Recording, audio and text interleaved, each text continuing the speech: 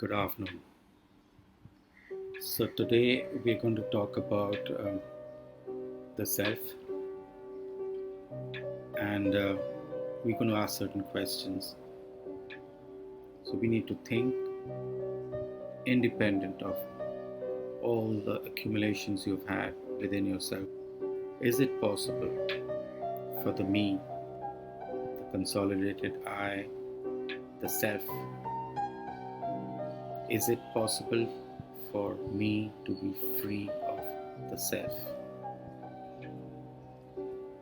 Now, we know the self is an accumulation of all that has happened to in my years of existence. But to be free of the self, it means that I completely understand the self. And to understand the self, not the self I see myself to be. It's not the self I see each morning when I brush my teeth. It's not the self which I see outwardly in portraying myself to the outside world. All of this, the seed of discomfort, the seed of unhappiness, the seed of futileness, the seed of happiness, the seed of fulfill, the seed of longingness, everything gets centered around the self. So it's the self which is the origin, it is the source, and everything revolves around the self.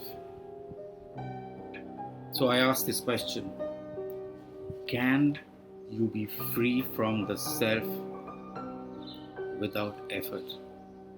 Now I know we do this very often with effort, and we do a good deed and feel good about it, or we have a good thought, or we have a good direction in our lives, whatever the pattern of a living. I shun pleasure, I shun distraction, I shun the dependence on accumulations, but I do that with an effort. So I ask myself this question: is it possible for me to be free of the self without any effort? Now, this is not a theoretical question I'm asking, and I'm saying this because anything we do in life with an effort, it dilutes everything. It's with an end, and with an effort means I'm working with a purpose for an end. And anything with an end by itself, it's self-defeating. So then I ask, if I am to free myself from the self, can I do that effortlessly? Can I do that without being conscious of the fact that I'm doing this in the regularity which this deserves?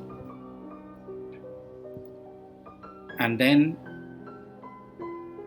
there are certain other questions which come in the fore. We talk about the supreme self or the higher self, or the self which is not the conscious self. I will not term it as the unconscious self, but it is not the conscious self.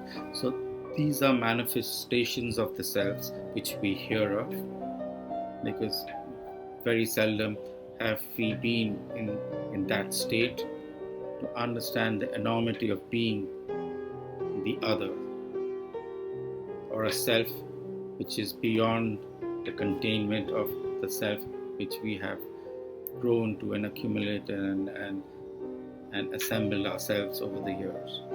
So is it possible for the higher self, or the unconscious self, or the supreme self to drive you or pull you or whatever to a state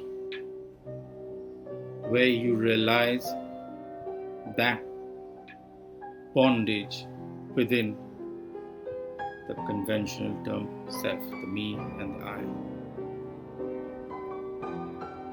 So it's not a freedom I'm taking. I'm not running away from the self to understand that I can have a dissolution of the self. I'm not taking this as a barrier to the process of taking myself forward. So is it possible to be free of the self, within the normalcy of our lives?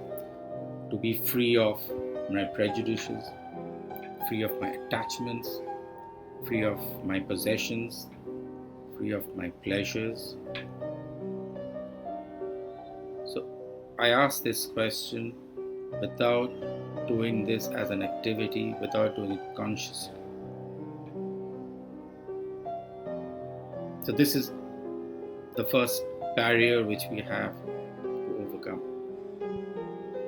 And this does not mean that I do this with a sense of detachment. So if I say I'm going to be detached with the normalcy of my living, I will be detached from relationships, I will be detached from pleasure, I will be detached from pain.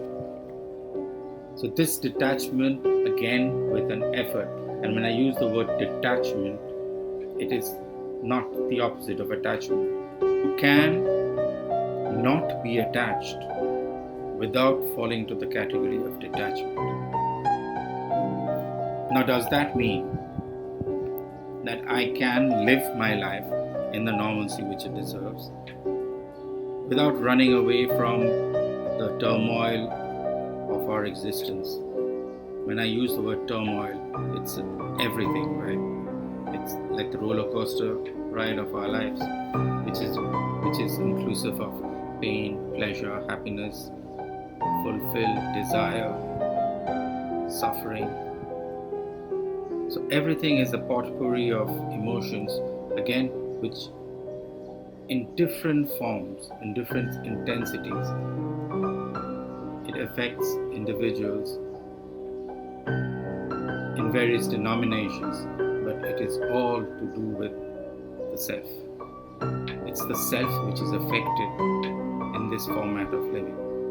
The primary purpose of consolidating the wishes within the self.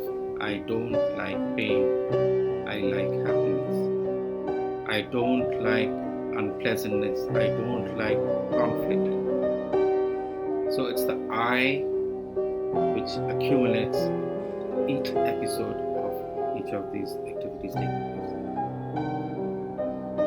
So what happens if I tell myself that I will not resist all of these fluctuations which keep happening in my life? I accept pain, I accept turmoil, I accept the imbroglio, the suffering, the happiness, the joy, the conflict, just the way it comes at it. I'm not running away from anything. I'm not being detached. But within this normalcy of living, I look at all of this not as an I. So can I therefore be free of all attachments? Not in theory, not in the whole ambit of understanding this, because this is a point where I can take a step forward and be away from all of it. Not in the purpose of forcing myself to do it, but if I can do this without working myself through the process of accepting or rejecting based on thought. So thought has no action to play in this at all. And I do this with effortless ease. Once I realize that I can be free, I can be free from pursuit of the self, pursuit of I, pursuit of the consolidated me. We shall discuss further topics around the self